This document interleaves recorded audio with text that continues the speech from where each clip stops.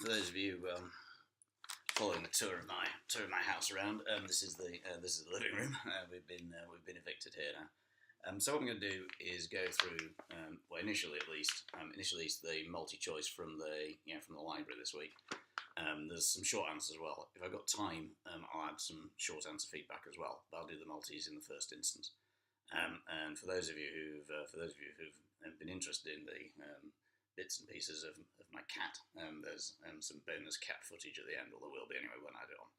Okay, so again, as ever, these are these are old school, quite hard multi-choice, from kind of a long time ago. Sometimes language is difficult, but I've picked them to make you think. So anybody getting over about 60% on these is probably doing quite well. Okay, so first one is this one. So if you've got your paper, obviously that'll help. Otherwise, you can see it here. So the table below shows the world price of various fruits over a 2-year period, and what it's basically asking you is about elasticity. And if you look, you can see that the price of all of them has gone down between year 1 and year 2. So essentially you're going to be looking for something to do with revenue. You can't tell anything about price elasticity demand because you know nothing about quantity. But what you can infer is the last one, that because the price of grapes has gone down, if demand is price inelastic, then that's going to lead to a reduction in revenue because demand will rise less than proportionally. Therefore, the right one for that one is D.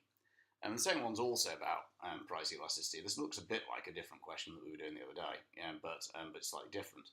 Because in this case, it's saying that the fares, which is the price, rose for all of these things, and it's saying which one would see the greatest proportional increase in total revenue. So if you're increasing your fares, then total revenue will only increase if demand is price inelastic. So that immediately rules out train companies and bus companies. And obviously the less elastic it is, the closer to zero it is, the more revenue will go up. So that leaves you with airline companies, which is B. Over the page, so we got on this one is you got production possibility frontier. The popular wrong answer, which this person put, is that the production of computers become more profitable.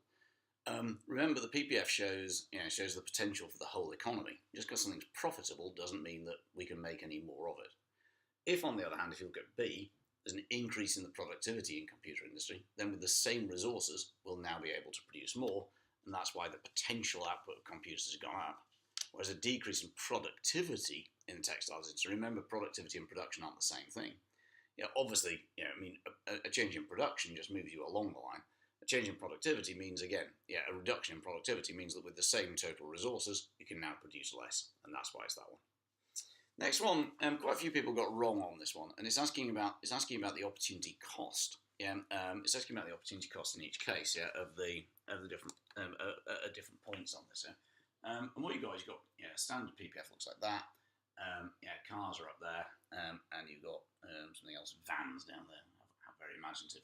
And it's asking you about the opportunity cost of making one more car at different points. So down here, we haven't got very many cars. So therefore, when we transfer resources into the car industry, it's quite easy. We've got resources that are quite suitable for cars, and therefore, increasing cars by that much creates an opportunity cost of only a small amount down there. Right, when we're up here doing the same thing, if we start here, and now we try to increase it by the same amount, you can see that we're giving up far more vans.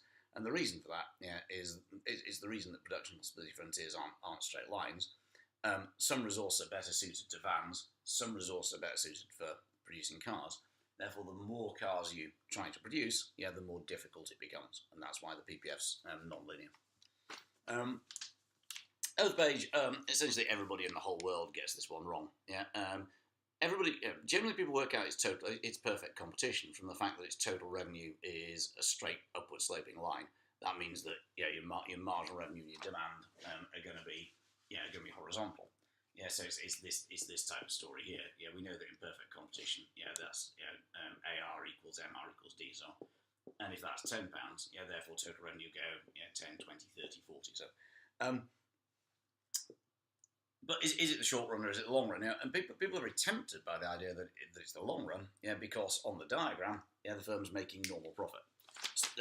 It's producing where TR equals TC. But the point is that it's clearly a very stupid firm because if it was to produce here, then it could make abnormal profit. Total revenue would be above total cost.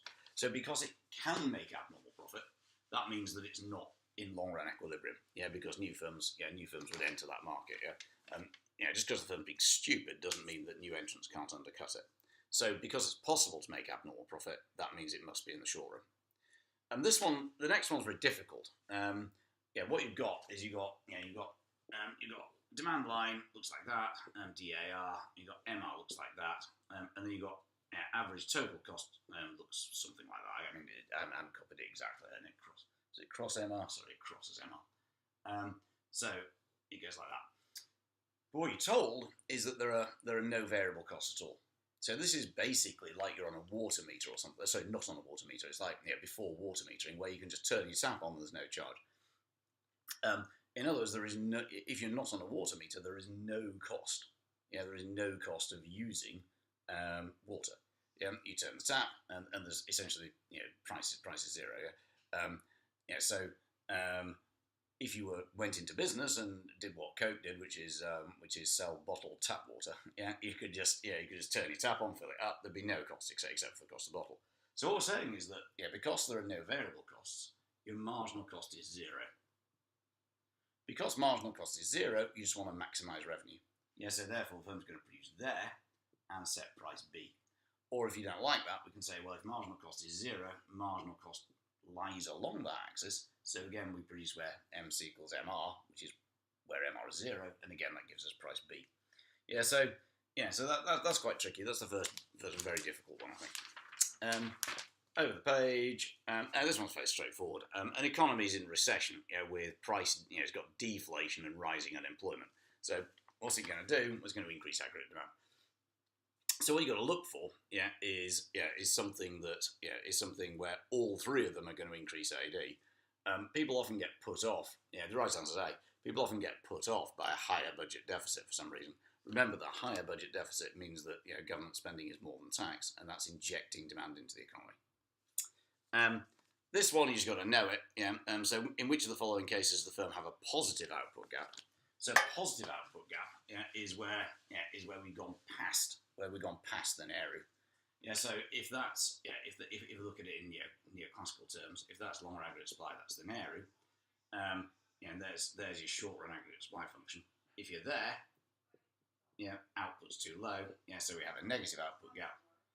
Up here, AD, we have a positive output gap here. We've gone past capacity.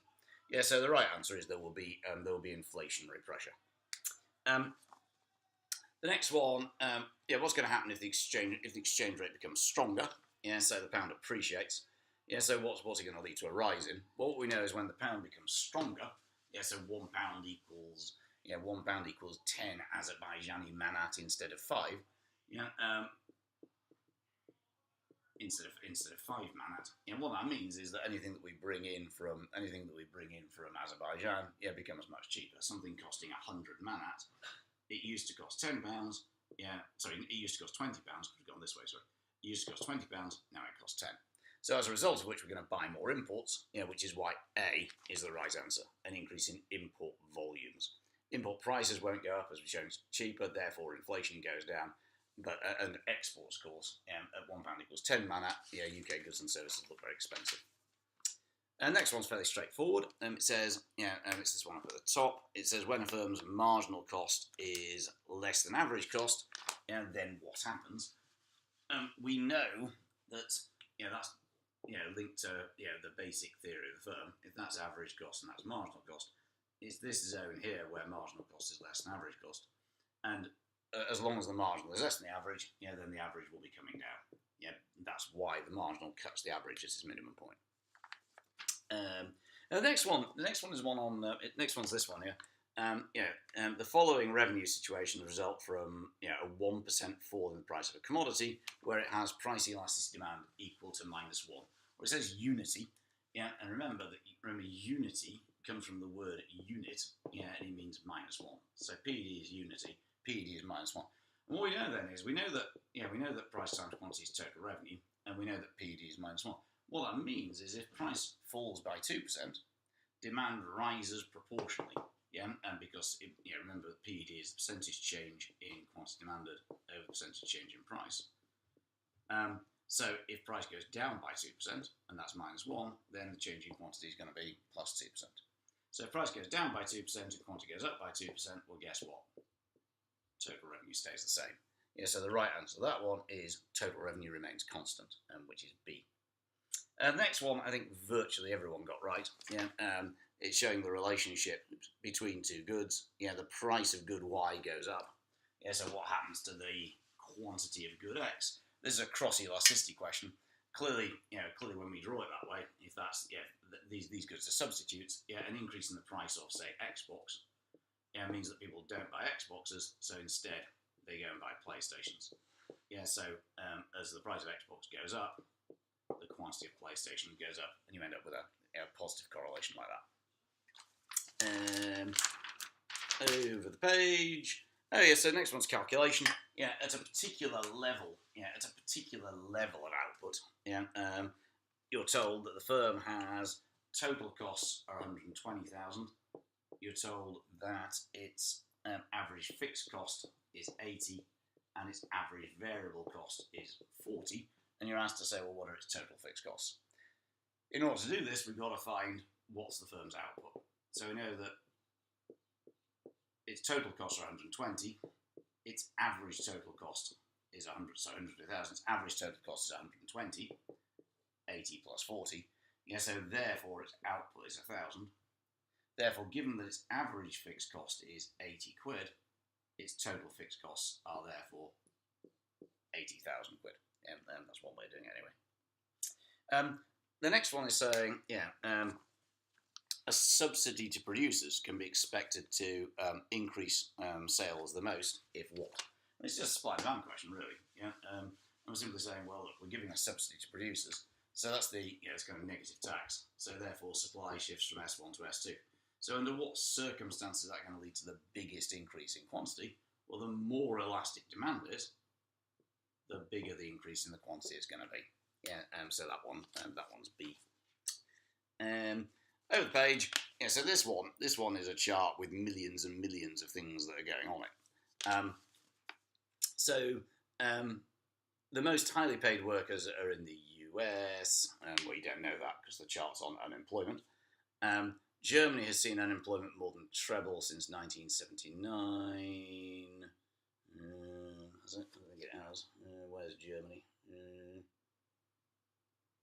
No, it's risen from about 3 to 8%. So the right one, obviously, is C. Inequality in wage rates increased. What we can see, is that the highest paid earners, have gone up, with the lowest paid workers. It even tells you at the top differentials have widened. So therefore, the right answer to that one's C. Over the page, we got so this one says, an increase in the rate of indirect tax is going to will have no effect on price. So it's actually very similar to the subsidy question, except this time we've got a tax. So again, what we're saying is supply shifts from S1 to S2, because remember, it's the producer that pays the tax. It's the producer that literally pays the tax. When we put VAT on a product, it's not me that literally sends it to the government in an envelope. The government comes to the firm afterwards and demands to be paid. So in what circumstances, will there be no effect on price? Well, the answer is if demand is totally inelastic. We'll just go from there to there, Q1, Q2, A to B. So anyway, that again makes the right answer, B on that one. 16 is government financial projections, and you've got government spending and tax as a percentage of GDP. And again, it's a process of elimination, but what we can clearly see is, if you look at the first answer, it's clearly the case that government spending is more than tax revenue over that period. That's government spending as a percentage of GDP. It's just much, much larger. So therefore, there's a budget deficit, and therefore that's the right answer. The next one is index numbers. And the main thing is we don't know anything about what the actual GNP per capita per head of the US and the UK is, because it's just compared with whatever it was in 1994. So anything you can be sure about is if you look at the US, between 95 and 96, the US index of GNP per capita went down, and therefore that's it. It fell between 95 and 96. You can't tell anything about. All you can tell about is percentage changes for each country over the period, but you can't tell who's higher. B, GNP per capita rose only 5% between 95 and 96. It didn't. It rose by 5 percentage points. Yes, it rose by 5 out of 110, which is more like about 4%. And population, you can tell nothing about that. Last two. With interest rates, blah blah blah blah blah, the pound's going to become stronger. So what will the pound buy? So what it's saying is that the pound is appreciated. So we're back at our Azerbaijani manat again. Yeah. What we're saying is that we're going from £1 equals 5 manat, to £1 equals 10 manat. That's what an appreciation means. So we can buy more foreign currency. And what's the effect of that? It's that people who want to come to the UK, so to go to LSE, they're still got to pay, I don't know, whatever it is, £30,000 a year. The sterling price stays the same, but the price in Azerbaijani manat has risen from 150 to 300,000 manat. And finally, if a firm's taxed by amount equal to the external costs it imposes, then resource allocation will be improved because all the costs have been taken into account. So, if I get some time, I'll have a go at doing the short answers. But probably you might be better, to come and see me. But anyway, I'll see whether I can. I'm not going to have time this evening. I might have a go. Monday, Tuesday. I might have a go maybe Tuesday night, something like that. Yeah. So hang on. I'll send out an email to. Once I've uploaded this, and if I do the short answer section, I'll send out an email about that as well. If I can make it work, in a minute. For those of you who are cat lovers, I'll send you a 20-second clip of my cat attached to the end of this.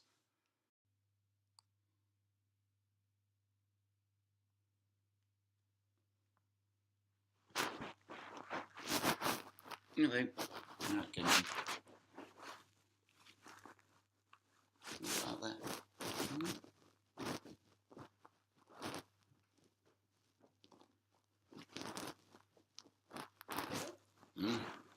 My students asked to see my cat.